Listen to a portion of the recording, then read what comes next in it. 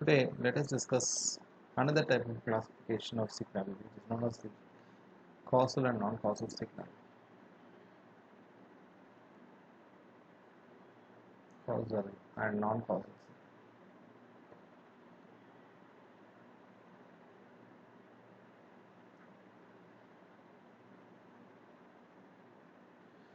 Now, to illustrate this, let us take a graph. Let us take a waveform. Suppose this is the time axis, and this is of course the x of t. Whatever I am discussing for the continuous time case is directly applicable to the discrete time case also. So let us say, suppose if there is a signal something of this nature. Here you can see that there is no signal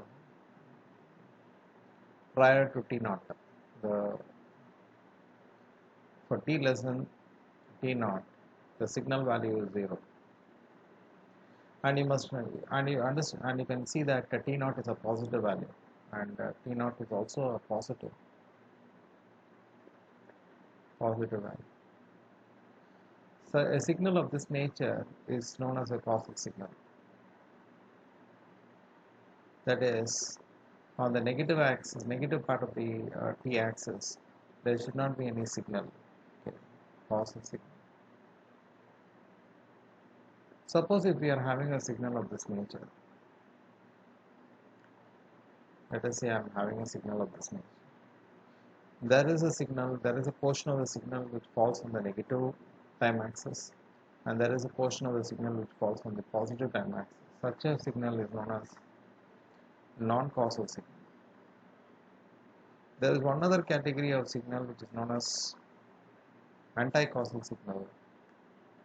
Say, suppose if I am having a signal of this nature, let us say, that is, there is no amplitude of the signal on the positive axis, positive time axis. There is the amplitude is present only on the negative axis of the time, the negative time axis. Such a signal is known as anti-causal signal.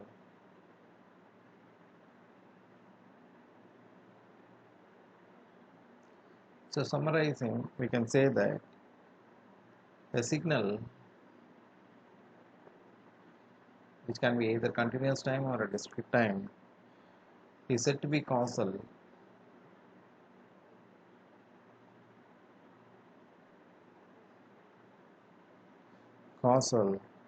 if x of t is equal to 0 for t less than 0. And the same thing, a signal is said to be anti-causal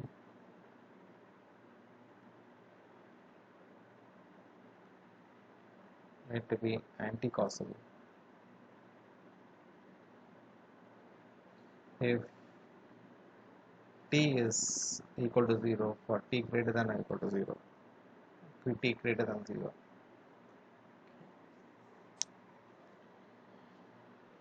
So this signal is known as an anti-causal signal. So which means t is equal to 0, the signal might be present in both the cases.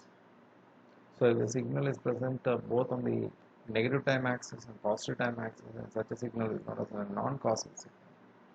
So this is about the causal and non-causal causality of the signal. And now we take up a few examples to illustrate the concepts that we have discussed. So we are having a signal which is equal to e to the power of at u of t. Now we have to find out whether if it is causal or otherwise. So let us try to sketch this signal. This is going to be like this. So it's clearly a causal signal. As per our definition, there is no amplitude. There is no signal on the negative t axis. There is signal only on the signal starts from t is equal to 0, and it proceeds along the positive time axis. So this signal is a causal signal. Suppose if I am having another signal which is e to the power of minus 2t u of minus t. Let us sketch this signal. This signal is going to be something like this.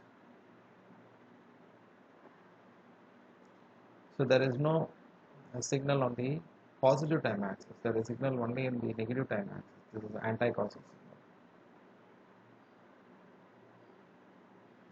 So let us take one more example. X of t is equal to sin t. Sin t is can be written as sin t by t. So the waveform for this will be something like this. So it will be something like this.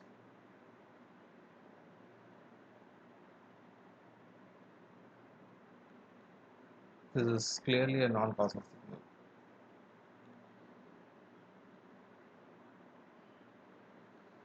So the sin t is a non-causal signal.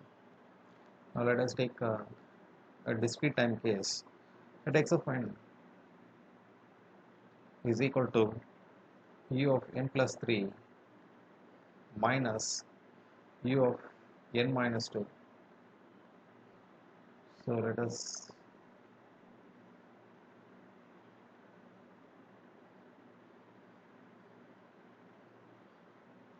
say n is equal to 0,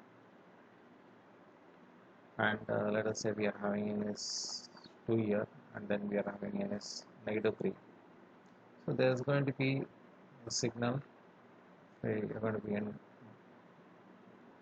and I'm going to have 1 here. So there are going to be sample between n is equal to negative 3 and n is equal to 2. So the sketch of the above the signal is shown below. Now this signal is non-causal because it is having samples on the negative n axis, and also it is having samples on the positive n axis, index axis, and such a signal is non-causal in nature. So it is a non-causal signal. Let us take one more. Let us x of n is equal to 1 by 2 raised to the power of 2 raised to the power of n u of n plus 2. Now we can draw this, say, so at n is equal to 0 it is going to be 1, and it is going to keep on reducing. So this is n is equal to negative 1, negative 0, 1, 2, so on and so forth. Now this signal is definitely non-causal.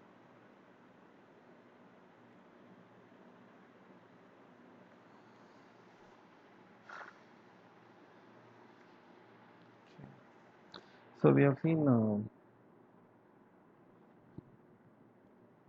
some of the examples. Let us take some more examples. Let us try to find out whether the following signals are causal or not. So we are having un plus 3. Now this is similar to the previous example that we have discussed. Negative 3, then it is going to decrease. The amplitude of the signal is going to, as we go along, the positive direction. So this signal is non-causal in nature. Next we take up another one. So we have a signal which is u of t minus 2. Now this signal we can write it as this is e to the power of minus t, and I have to multiply it with this is u t minus 2. So when I multiply these two, I will end up getting a signal something like this, and this signal is definitely non-causal, is causal. Okay. Let us take another example. Let us take an example. Let us say we are having a signal of this nature, sin t u of t. So sine t is something like this,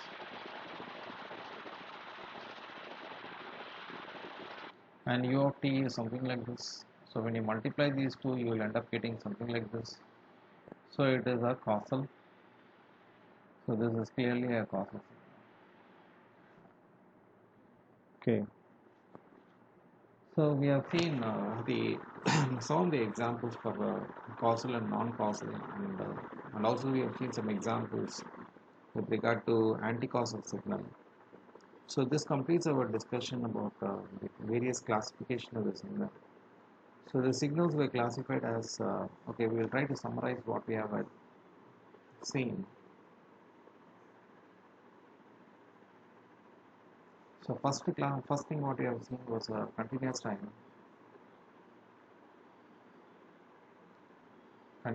signal, and discrete time. This is the first classification that we have seen.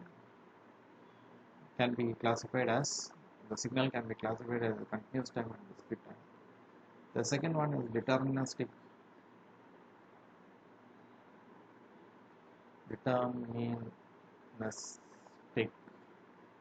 or random, and should that be and random signals. Then we have seen periodic and aperiodic signals, and aperiodic. Then we have seen even and odd. We have seen even and odd signal,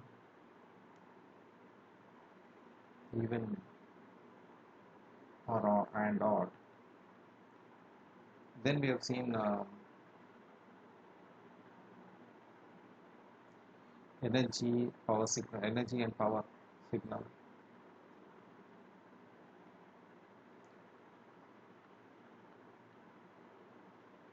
And then we have seen a lot of examples. In every case, we have seen examples. Then finally, we've seen causal and non-causal. Non-causal signals. So this completes our discussion on the classification of signals. So now what we do is we take up a few problems and we'll try to solve. Okay. Let us consider a signal x of t, which is, let us say x of t is provided in the form of a graph. Okay. So let us say take some examples. So x of t has been provided in the form of a graph. Okay. So let this be at 2, 3, and we have 1 year and 0, and let us call it as x of t. We would like to find out what is x of t minus 1 and plus x of minus t plus 2. So first we would like to sketch x of t minus 1. We have to, from x of t, we have to find x of t minus 1. So which means we have to delay the signal by 1 time unit. So this will become 4, this is 3, and this is 2. This is x of t. And what about say, okay, let us try to plot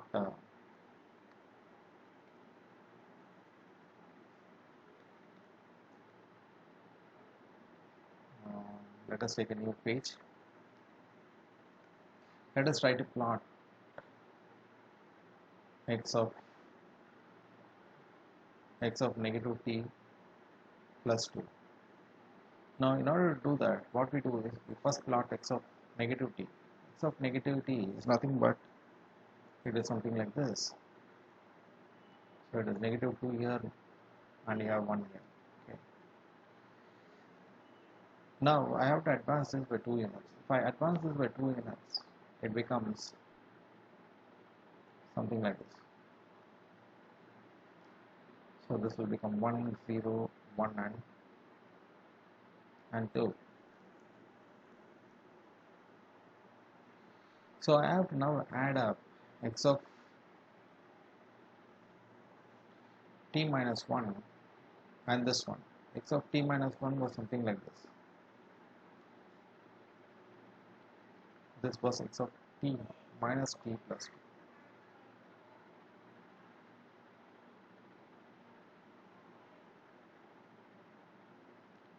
1, 2, 3. So if we try to add up these two, let us put it here so that you will understand.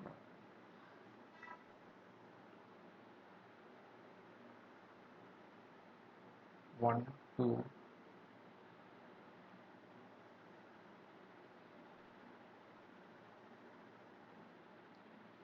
3 and 4.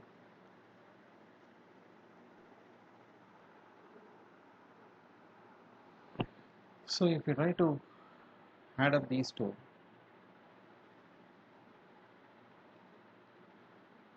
you end up getting something like this.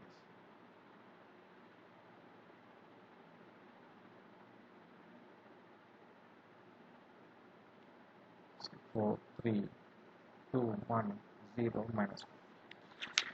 So this is what you will end up getting. So this is x of t minus 1 plus x of minus t plus 2.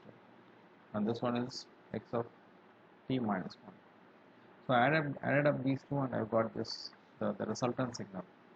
Okay, so this will be 2 and this is 1. So this completes the discussion on this problem. So we'll take another example. We will try to, we are actually given, okay, this is the, we have to express the following signal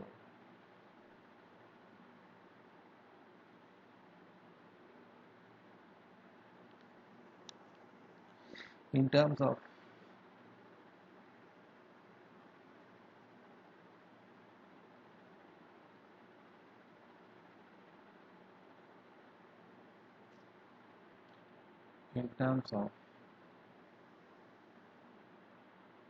step and ramp functions.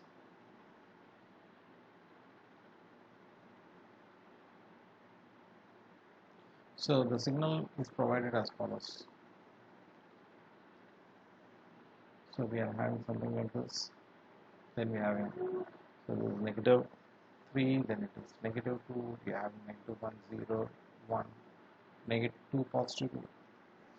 So we have to express this in terms of step and ramp. Now the way to do this is, if you observe closely, we start at this point here. This is nothing but r of t plus 3. So I'm focusing only on this portion of the signal. This portion of the signal is r of t plus 3. Then if I come to this, if another function is not defined at negative 2, if the x of t had been only r of t plus 3, it would have proceeded like this. But since it has bent and it has become flattened, since the curve is flattened at t is equal to minus 2, that means we have to bring in another function, a ramp function, which will have to have a negative slope. So it is having a negative, it has to have a negative slope. If it had another, say, instead of having a unit 1 slope, if it had unit 2 slope, then the signal would have become like this. But since the signal is just flattened at t is equal to minus 2, it makes sense to add a signal, add a ramp function which is negative r of t plus 2. Now this, it has flattened out and it is continuing up to t is equal to 2. So at t is equal to 2, I have to bring in another ramp function, so that it actually turns, it actually bends and follows this slope. The ramp function that can do this is, it is again negative, it is not positive, it is again, it is negative t minus, and at t is equal to 3, if I do not define another ramp function, the signal would have proceeded like this. So I have to essentially turn this, bend this. Instead of allowing the signal to proceed in this fashion, I have to bend it, and I will have to make it coincide with the time axis. That I can do it by defining another ramp function, which is plus t minus 3. So this completes, this is the definition, is the set of ramp functions that will have to be defined in order to define the above mentioned, in order to draw the above mentioned signal.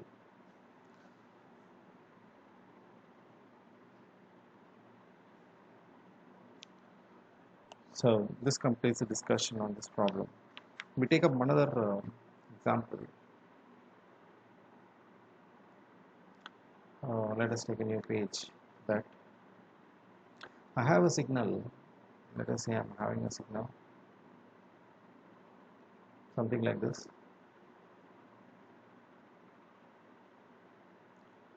Let us say -2,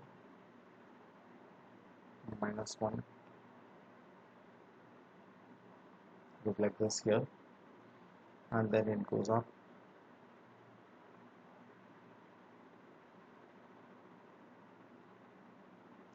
and then again it comes down. Finally it becomes like this. So let this be called as x of t. Okay, this is 0, this is 1, and this is 2. Now given the signal, I want to find out x of t minus 1. That is, I am going to shift. This is actually signal shifting. We are trying to shift the signal. Now we are delaying. We have to delay it by 1 unit, 1 time. The way we do it, when we delay it, it becomes something like this.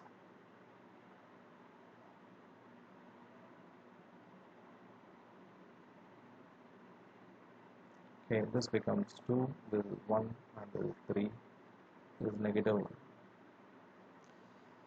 Let us try to find x of 2 minus t for the above mentioned signal.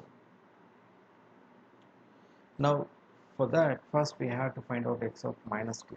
So x of minus t is going to be something like this.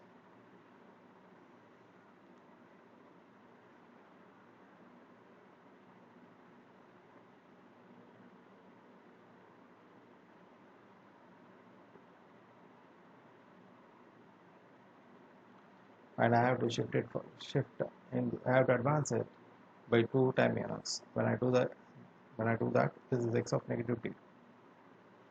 When I advance it, then the signal becomes something like this.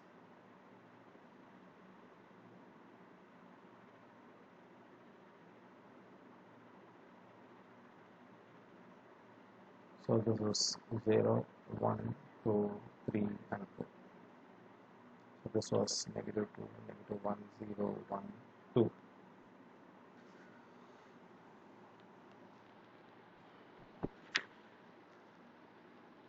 Okay, let us try to find out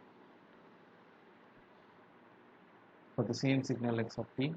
Let us try to find out this x of delta of t plus 3 by 2 and negative delta t minus 3 by 2. So this I can write it as t delta t plus 3, sorry, 3 by 2 minus into, I don't think I need to put the square brackets,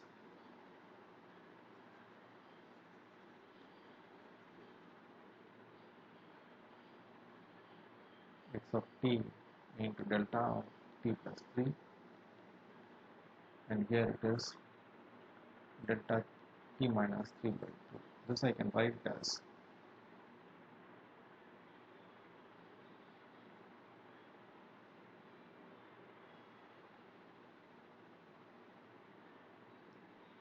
x of negative 3 by 2 delta t plus 3 by 2 minus x of 3 by 2. So from the signal we can find that x of negative 3 by 2 is nothing but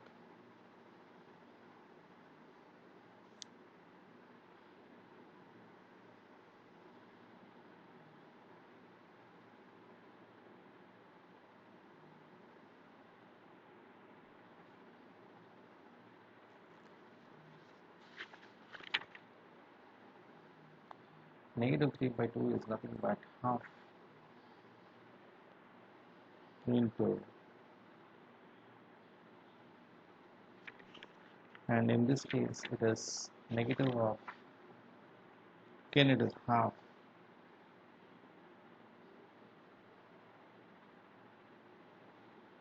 by 2. So this is the result. I can sketch this.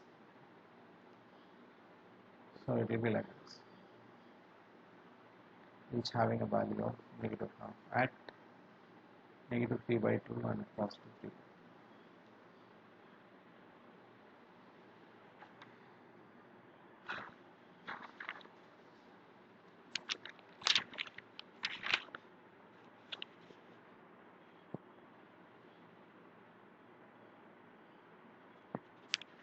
So let us take one last case.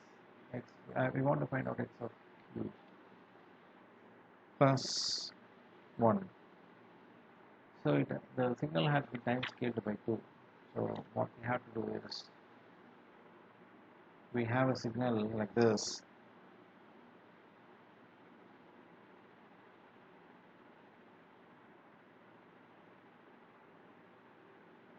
So you have 2 here, 1 here, 0 here, negative 1 and 2. So we have to divide the time axis by 2. So when I divide the time axis by 2, I end up getting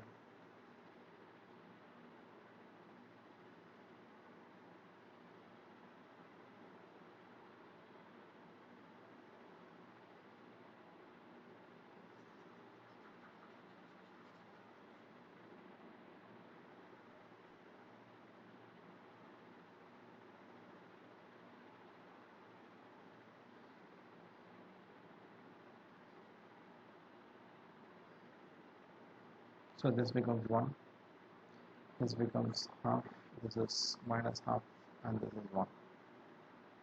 So there is no change in the amplitudes. Okay. So these are some of the examples that we have seen, and this completes the discussion on the introduction to signals.